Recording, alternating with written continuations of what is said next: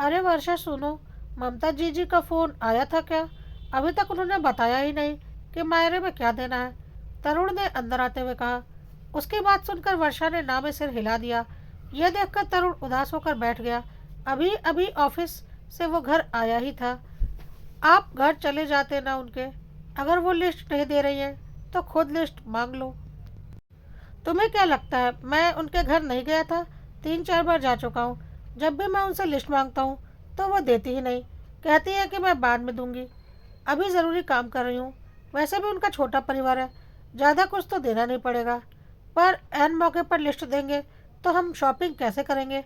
माना कि परिवार छोटा है, पर शॉपिंग तो करनी ही पड़ेगी ना।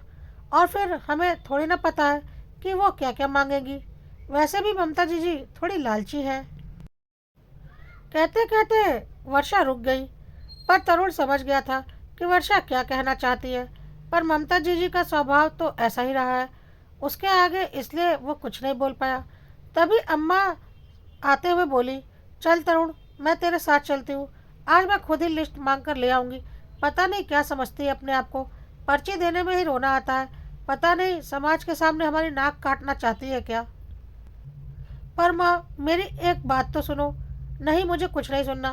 तू चल मेरे साथ, अम्मा ने जिद में कहा। तो तरुण जाने को तैयार हो गया। ममता फटाफट चाय बनाकर ले आई। हाथ मुंह धोकर चाय पीकर तरुण अम्मा के साथ ममता जी के घर रवाना हो गया।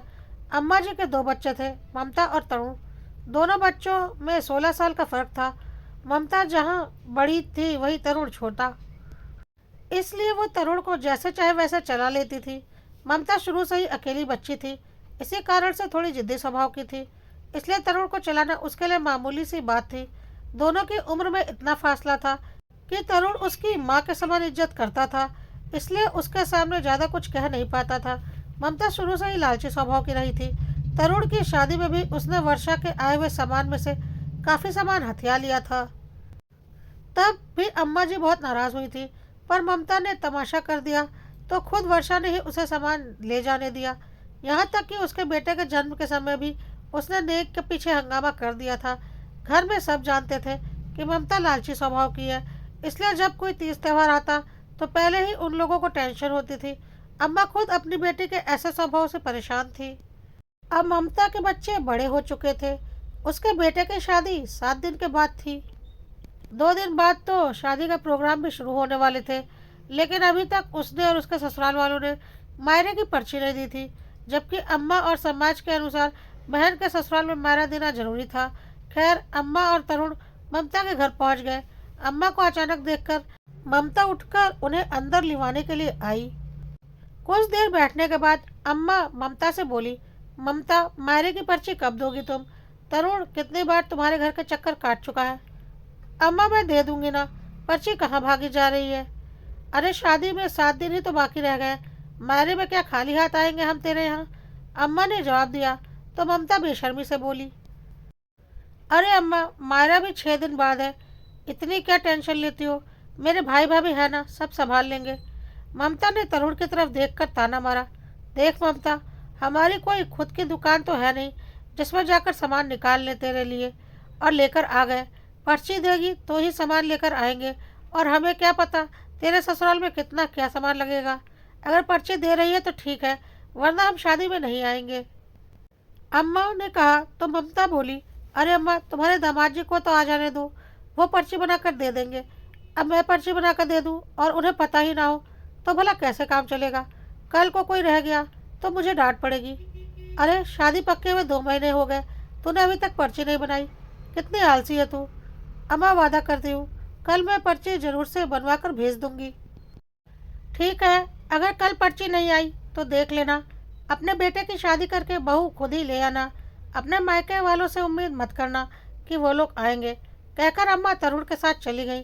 दूसरे दिन अम्मा जी इंतज़ार करती रह गई, लेकिन ममता ने पर्ची नहीं भेजी। तीसरे दिन ममता खुद ही घर आई और उसने अपने साथ पर्ची लाई थी। उसे अम्मा जी को देकर बोली, अम्मा, पर्ची ले आई हूँ। कल तो आना नहीं हो पाया और अब कल से प्रोग्राम शुरू होने वाले हैं तो आज ही देने आ गई हूँ। अम्मा ने पर्ची खोल कर देखी तो उसमें 50 साड़ियाँ और 50 ही पैंट शर्ट मांगे गए थे। इसके अलावा ममता का लहंगा, ओढ़नी, कंवर साहब का सूट और दोनों बच्चों के कपड़े अलग से मांगे गए थे। ऊपर से कोई सोने का गहना आरती की थाली में रखने के लिए। पर्ची देखकर अम्मा ने बोला, अरे ममता, तेरा इतना बड़ा परिवार तो नहीं है जितना तूने पर्ची में लिख दिया है। यह सुनकर ममता भड़कते हुए बोली, यह तो मैं लूँगी ही। आखिर मैं भी तो दूसरों को लेकर बैठी हूँ, तो उन्हें भी तो दिलवाना ही पड़ेगा। और मायरा इतना ही महंगा लग रहा है, तो मायरे की पर्ची के लिए क्यों घूम रहे थे? अच्छा होता मायरा देना ही नहीं पड़ता आपको। अम्मा कुछ कहने को हुई तो वर्षा ने इशारे से चुप रहने के लिए कहा। ममता तो अपनी भड़ास निकाल कर वहाँ से चली गई। पीछे से अम्मा ने कहा, देख लो तुम्हारी बहन को, मैंने पहले ही कहा था कि मुंह खेल खोलेगी ना तो पता नहीं क्या क्या बोलेगी। इससे अच्छा तो उसकी सास से ही पूछ लेते, पर तुम लोगों ने मेरी बात ही नहीं सुनी। अम्मा, अगर हम जीजी से नहीं पूछते तो सीधे उनकी सास से पूछते, तो जीजी बुरा मान जाती। तरुण ने कहा, इसका बुरा मानना नहीं मानना सब एक बराबर है। कभी किसी से खुश भी हुई है वो? अम्मा बोली और पर्ची वही टेबल पर रखकर कमरे में चली गई। वर्षा ने तरुण की तरफ देखा तो तरुण ने कहा, मुझे लगता है हमें जीजी को ही बुला लेना चाहिए। अपने लिए बेस वो खुद ही देख लेंगी, नहीं तो हमारे लाए हुए में 10 कमियां निकाल देंगी। आपको लगता है वो शांतिपूर्वक आएंगी और अपने लिए बेस खरीद के चली जाएंगी? उम्मीद तो नहीं है, पर जीजी का कोई भरोसा भी नहीं है। हमारा दिया हुआ तो उसे कभी पसंद आता ही नहीं है, तो उसे ही बुला लो। अपने लिए बेस खुद ही देख जाएगी और खुद ही अपनी पसंद का खरीद भी लेंगी। बाकी लोगों के लिए हम लोग आज ही जाकर ले आते हैं। वर्षा को भी तरुण की बात जच गई।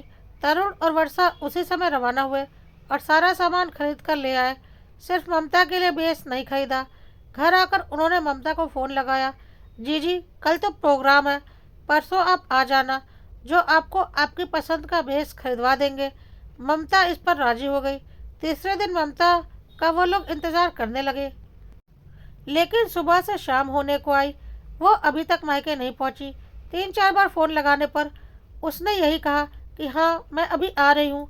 आखिर थक हार कर शाम को उसका फ़ोन आया, तुम बाज़ार पहुँचो, मैं वहीं मिल जाऊँगी। आखिर बाज़ार में पहुँचे तो वहाँ ममता अपनी ननद के साथ आई थी। ममता अपनी पसंद की दुकान पर ही उन लोगों को लेकर गई। वहाँ जाकर उसने बेस निकलवाने शुरू किए, पर ममता की हेल्थ इतनी ज़्यादा थी कि उसकी कमर के साइज़ के लहंगे ही नहीं मिल रहे थे। आखिर थक हार कर दुकानदार ने कहा, देखिए बहन जी, आपकी कमर के साइज़ के लहंगे तो नहीं मिल रहे हैं, तो आप उसकी जगह पर एक हैवी साड़ी ले लो, क्योंकि इतना वक्त है नहीं कि हम लहंगा तैयार करवा कर दें आपको। शादियों का सीज़न चल रहा है, इस समय हमारे कारीगर बिजी हैं। आखिर ममता को साड़ी ही देखनी पड़ी, लेकिन साड़ी भी फिर कोई ऐसी वैसी नहीं। 25-30 हज़ार के नीचे वाली साड़ी को देखना ही पसंद नहीं कर रही थी।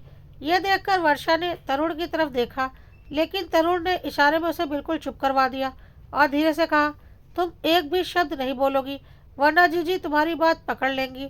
जब 4-5 साड़ी उसने देख ली तो उसकी ननद बोली, भाभी आपको शर्म नहीं आ रही? ऊँट की गर्दन ऊंची है तो काटने के लिए नहीं है। तुम्हारा छोटा भाई, जो कि तुमसे 16 साल छोटा है, तुम्हारे बच्चे की उम्र का है, तुम्हें तुम्हारी पसंद की साड़ी दिलवा रहा है, तो थोड़ा तुम्हें भी ध्यान रखना चाहिए। ज़रूरी है 30-35 हज़ार की साड़ी देखना? 4-5 हज़ार में भी तो सुंदर सुंदर साड़ियाँ आती हैं। कुछ तो शर्म भी कर लो आप। आखिर अपनी ननद की फटकार सुनकर ममता उससे नीचे की साड़ियाँ देखने लगी। 8-10 साड़ियों को देखने के बाद उसने 8 हज़ार की साड़ी पसंद की। साड़ी के बाद उसके साथ की एक्सेसरीज में भी 4-5 हज़ार रुपये और खर्च करवा दिए। जब खरीदारी हो गई तो ममता ने कहा, तरुण बाजार आए ही हैं, तो तू कोई सोने का गहना भी साथ ही साथ में यही दिलवा दे, वो भी मैं अपनी पसंद का ही ले लूँगी। तब तरुण ने कहा, जीजी हम सोना नहीं रख रहे हैं, उसके बदले में हम तुम्हें नगद ही दे देंगे। अम्मा ने कहा है। लेकिन ऐसे कैसे? मैंने कहा था ना कि मुझे सोने का गहना चाहिए। लेकिन ममता आगे कुछ कहती, उससे पहले ही उसकी ननद बीच में बोल पड़ी, लेकिन क्या भाभी, जब आपकी अम्मा कह रही हैं तो वही बात मानो। आखिर आप अपनी अम्मा से बड़ी तो नहीं हो, और फिर मुंह खोलने से पहले सोच लो, आपकी भी एक ननद है। मैं अपने बच्चों की शादी में अगर ऐसी जिद लेकर बैठ गई तो आपका क्या होगा? ममता बहस करना तो चाहती थी, लेकिन ननद सामने खड़ी थी तो ज़्यादा बोल नहीं पाई। अगर अभी वो ननद के सामने इस तरह से जिद करती तो कल को ननद के बेटे की शादी में भी उन्हें वह सब कुछ देना पड़ता। इसलिए ममता चुप रह गई। इसके बाद शादी में भी वो नगद और तोहफों को लेकर ज़्यादा बहस नहीं कर पाई, क्योंकि उसे बहुत अच्छे से समझ में आ चुका था कि आज जो वो बो रही है कल उसे काटना भी पड़ेगा, और मायके से रिश्ते खराब होंगे वह अलग। इसलिए ममता ने चुप रहने में ही अपनी भलाई समझी।